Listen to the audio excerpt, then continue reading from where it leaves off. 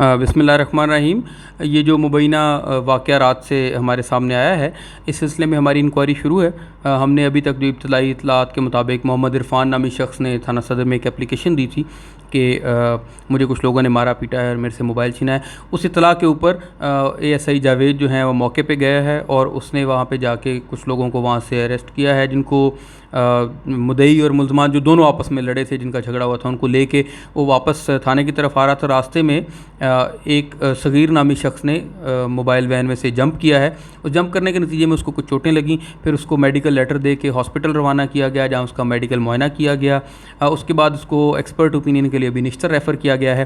ہم اس کی medical reports کو بھی دیکھ رہے ہیں اور ہماری ڈپارٹمنٹل انکوائری شروع ہے. اس انکوائری کے اختتام تک اور اس کا جو بھی نتیجہ آئے گا اس کے اختتام تک ہم نے جو اس معاملے میں جو انوالو تھے پولیس ملازمان و افسران، ان کو بھی معطل کر دیا ہے. انشاءاللہ انکوائری مکمل ہونے کے بعد اس کا جو ہے وہ کمپلیٹ فیصلہ آپ کو بتایا جائے گا.